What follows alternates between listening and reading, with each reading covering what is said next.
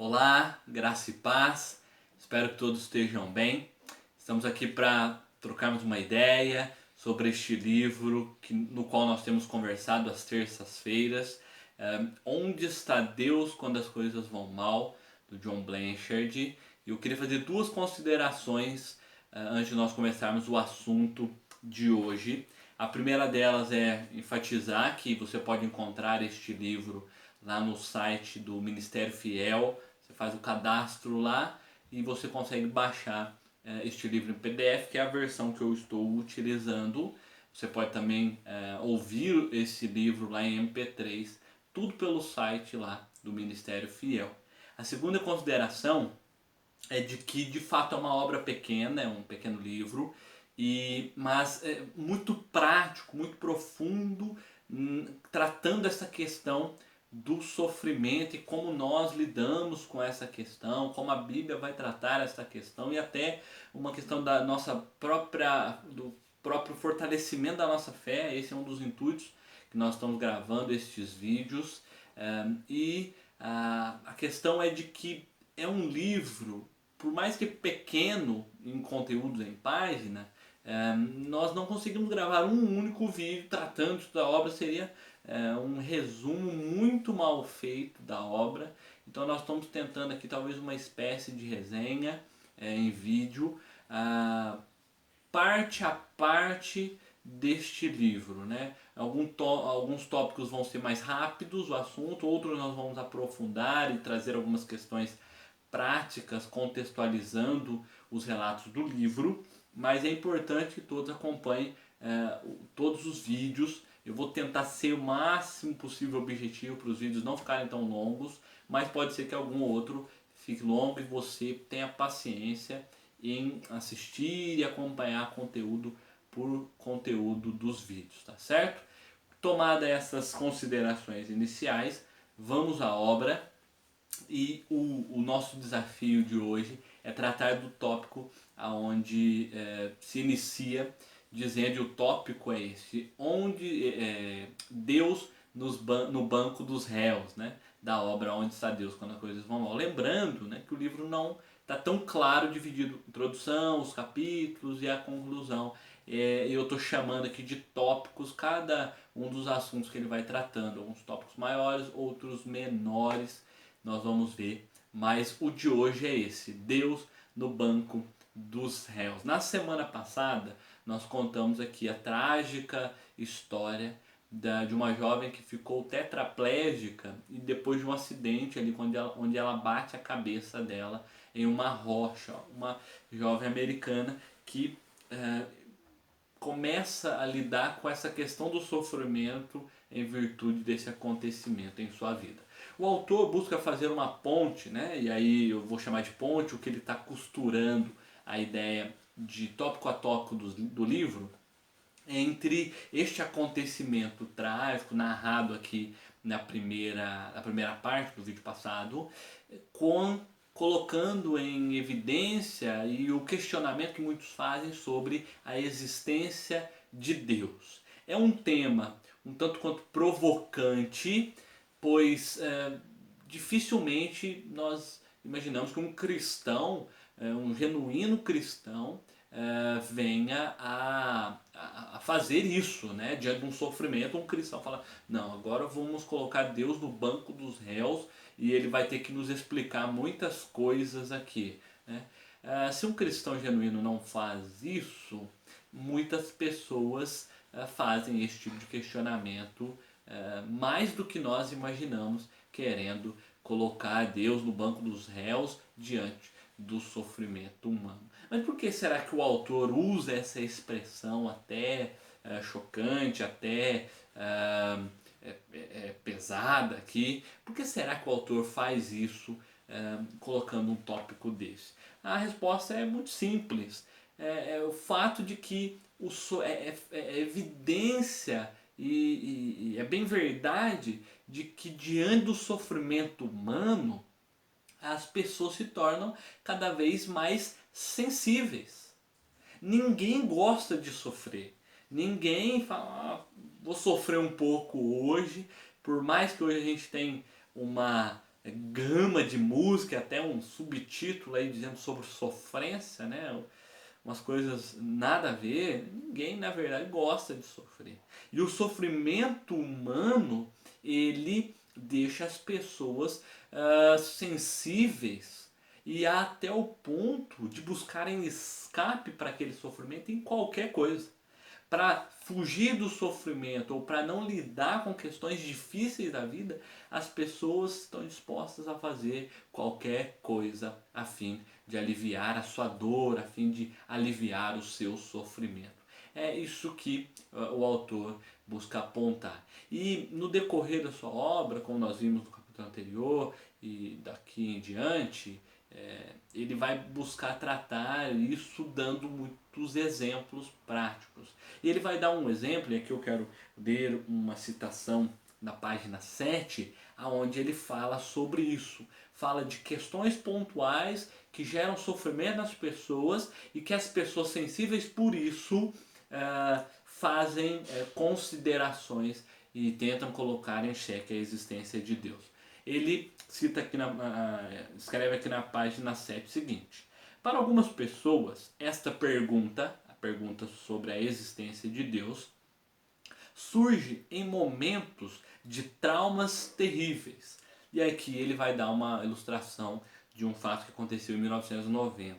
Durante a impiedosa limpeza étnica de Kosovo, um país que se tornou independente em 2008, se eu não estou enganado, ali na sua guerra de independência da Sérvia. Ele vai contar aqui o relato. Uma mulher contou aos repórteres que soldados pegaram 10 mulheres, afastaram-nas de suas famílias e as estupraram na estrada. Enquanto faziam isso, os soldados zombavam: não vamos matar vocês, mas queremos que as famílias de vocês vejam o que estamos fazendo. Ao contar esta história aos repórteres, a mulher acrescentou: foi então que eu consegui, foi então que eu cheguei a perceber que Deus não existia.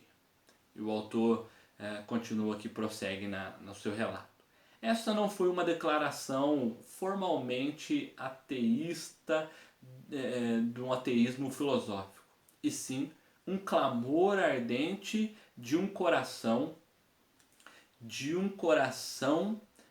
um clamor de que muitos têm compartilhado em momentos de aflição, angústia. Os ateístas confessos transformaram esta pergunta em um credo: Deus não existe. O mal e o sofrimento humano provam isso. Com este exemplo, nós podemos ter em mente que isso acontece mais do que imaginamos, de que diante de situações complicadas da vida, temores, angústias que tomam as pessoas constantemente, muitos chegam até a fazer declarações como essa, que o movimento ateísta pega e cria grandes e fundamenta verdades a partir disso, de reproduções de pessoas que estão passando por sofrimento, estão passando por situações difíceis e complicadas. Se você for sincero, e talvez nesses dias você ouviu muitas pessoas fazendo até vários questionamentos, pessoas que estão sendo afligidas diretamente pela questão do Covid-19, né? Pessoas que talvez estão lutando ou estão com sintomas, ou que têm parentes com sintomas, ou que já foram até diagnosticados com o Covid-19, pessoas que estão lidando com o sofrimento de modo mais direto, ou às vezes pessoas que têm sofrido e já na pele por conta das paralisações gerais, né? Pessoas que tiveram talvez deixar o seu emprego e às vezes foram até demitidas, ou às vezes estão em férias, mas não sabem como vai acontecer daqui uma semana, um mês. muitas pessoas diante desse sofrimento, e às vezes até nós, diante de questões que nos apertam, nos colocam na parede, talvez já pensamos quanto a essa questão. Pensamentos que tentam colocar em xeque a existência de Deus e por que isso tudo está acontecendo. Mas nós não podemos esquecer de que a nossa visão é limitada para fazer conclusões conclusões que exigem uma capacidade de ver o amanhã.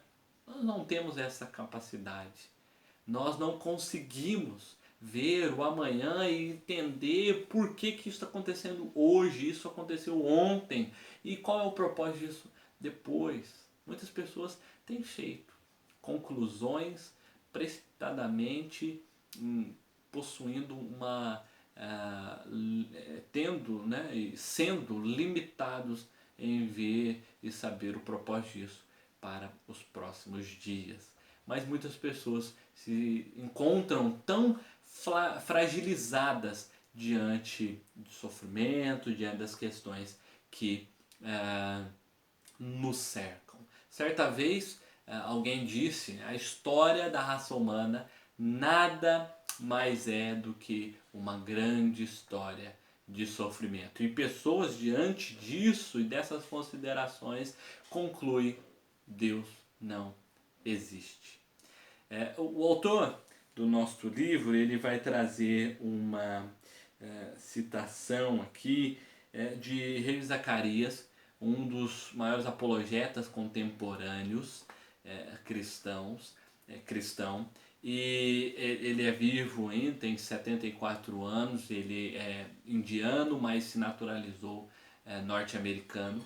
E ele possui frases profundas quanto a essa questão da apologética, da defesa da fé. Eu quero trazer algumas citações aqui, algumas frases dele. Uma delas é a que ele diz assim: o momento mais solitário da vida é quando você acabou de experimentar o máximo e isso o decepcionou. Quantas pessoas nós encontramos por aí, como diz o ditado, né, tentando e buscando curtir a vida doidado e experimentando de tudo, vivendo ao máximo os prazeres possíveis, e diante de tudo aquilo que ela já experimentou, tudo aquilo que ela buscou colocar no seu coração, achando que aquilo ia satisfazer as suas vontades mais profundas, se decepcionam ao colocar a cabeça no travesseiro, ou a olhar para um lado, olhar para o outro, se ver sozinhos, ou até mesmo diante de uma multidão, aquele sentimento de solidão, mas buscando experimentar em tantas coisas. Né? Ele reflete sobre isso em uma das suas obras. Uma outra frase marcante que ele tem é a seguinte: temos o direito de acreditar no que queremos, mas nem tudo o que acreditamos está certo. Ele está refletindo aqui sobre essa busca incessante que todos nós temos pela verdade. A humanidade toda quer a verdade. Eu quero a verdade, viver a verdade, encontrar a verdade. Para nós cristãos, esta busca já cessou. Nós só nos aprofundamos na verdade. Mas nós sabemos que a verdade e o fundamento de todas as coisas é o Deus Trino. Deus Pai, Deus Filho, Deus Espírito Santo.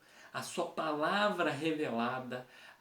Talvez nós falhamos em compreender da verdade para viver e falhamos em compreender da verdade para ensinar as outras pessoas, mas que as verdades de Deus, né, a verdade de todo o universo, como foi criado, os propósitos deste tempo aqui na Terra, os propósitos eternos numa eternidade que Deus tem preparado, nós já sabemos. Nós, às vezes, pecamos neste processo em viver a verdade e ensinar a verdade. Mas para nós já cessou. E quantas pessoas que estão aí acreditando em tudo, até o ponto de acreditar em si mesmo, na força dos seus braços, na capacidade intelectual que dizem que são supremos nisso. Né?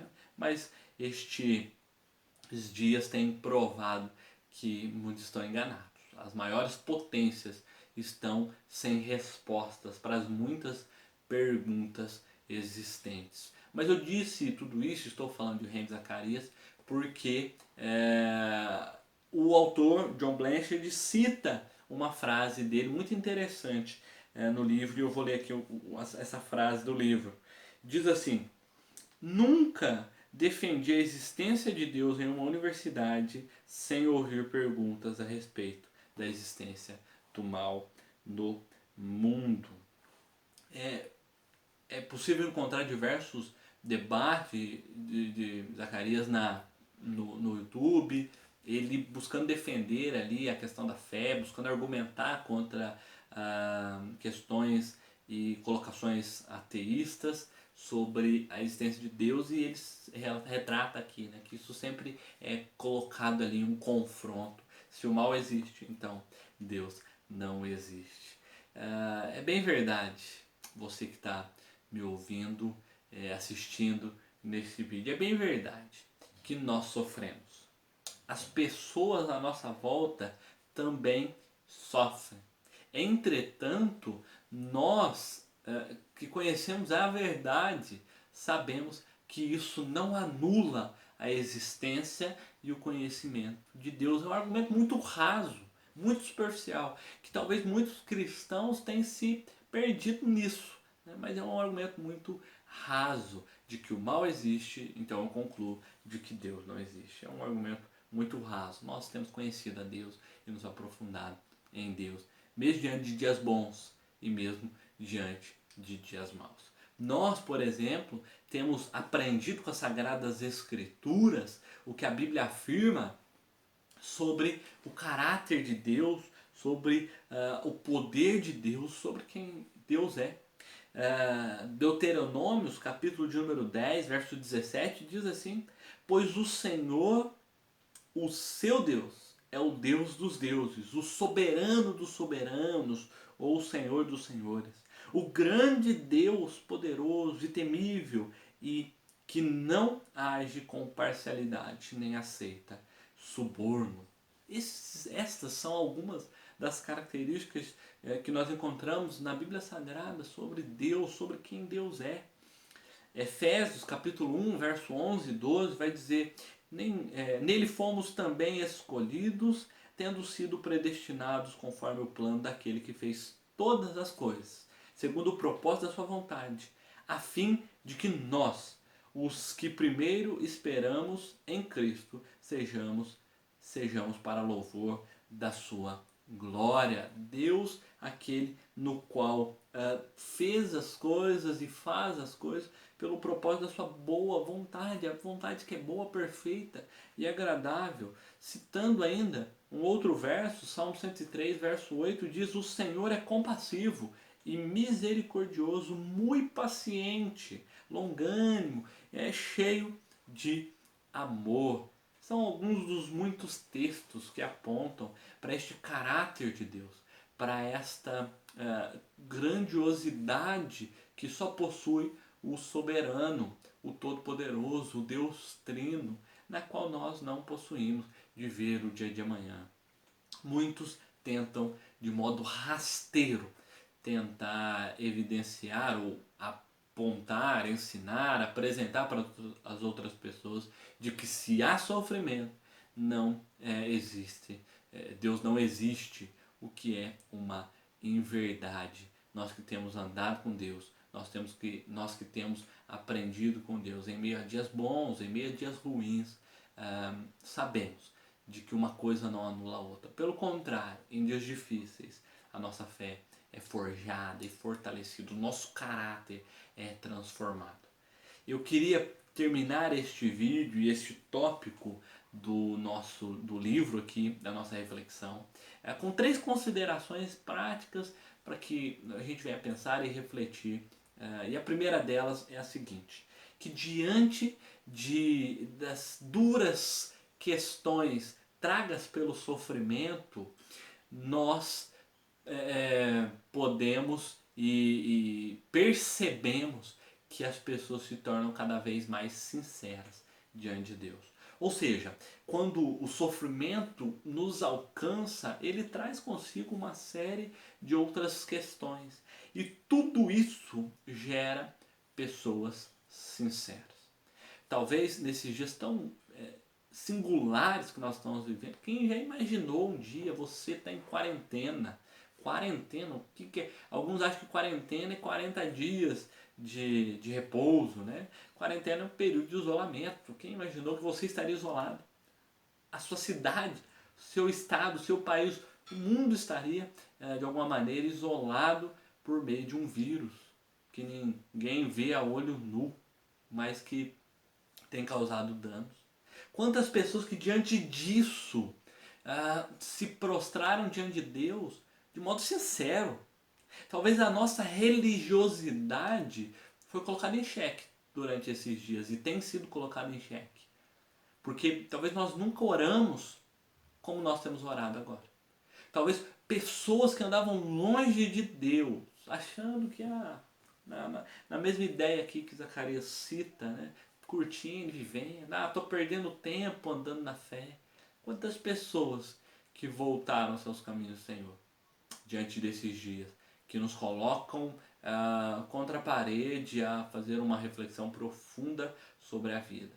E pessoas agora têm buscado viver um cristianismo verdadeiro, sincero. Um cristianismo não do eu, mas do nós. Um cristianismo onde nós nos colocamos de joelho, não para cumprir um rito religioso, mas de joelhos, diante daquele que é todo poderoso. Esses dias e a questão e o sofrimento nos torna pessoas mais sinceras, torna as pessoas mais sensíveis e sinceras. A segunda consideração, e eu aqui quero citar uma frase de Spurgeon, que é a seguinte: cristão, Jesus não sofreu aquilo, ou seja, não sofreu a morte na cruz para excluir o sofrimento. Ele suporta a cruz não para que você possa escapar dela, mas para que você possa aguentá-la. Cristo Cristo exime do pecado, mas não necessariamente do sofrimento. Olha que coisa interessante, né? Nós temos como o nosso maior exemplo Cristo Jesus, que sofreu, que padeceu naquela cruz, o justo pelos injustos, que derramou precioso sangue para que nós não precisássemos passar por tudo aquilo. Mas o sofrimento do Mestre aponta também que seus seguidores hão de sofrer. Isso é inevitável. Mas que o maior de todos os nossos problemas foi solucionado na cruz de Cristo. O pecado que nos distanciava de Deus eternamente, agora é retirado por meio do sacrifício de Cristo, no qual agora nós possuímos acesso a Deus. Colossenses vai dizer que agora temos paz com Deus por meio de Cristo Jesus. A terceira e última consideração é a seguinte: de que a existência do mal não anula a existência de Deus. Pelo contrário, o mal é o contraponto de tudo aquilo que é perfeitamente bom. Perfeitamente bom. Que o Senhor nos ajude, que o Senhor nos fortaleça e que para os próximos dias estejamos cada vez mais renovados, forjados por um caráter transformador. É importante, como eu falei lá no começo, nós continuarmos assistindo os vídeos, né, acompanhando. Se você puder fazer essa leitura, também vai ser bom, parte a parte deste livro. Porque, por exemplo, agora abriu-se essa questão do mal, da questão da existência de Deus, e ele vai discorrer isso nos próximos tópicos. Por exemplo, essa questão do mal, do sofrimento, é muito atribuído a questões más, questões prejudiciais, mas existem pelo menos, das muitas categorias, ele vai tratar da categoria de causas naturais que geram danos e da questão imoral do ser humano que gera dano também, né? E aí o autor vai citar diversos exemplos de cada uma das categorias, e é o que nós vamos trazer e tratar nos próximos vídeos, tá certo?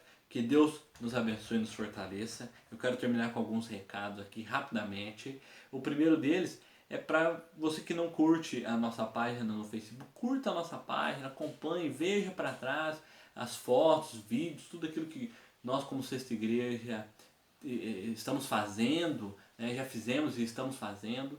Se inscreva também no nosso canal do YouTube, assim você fica por dentro e acompanha os nossos próximos vídeos.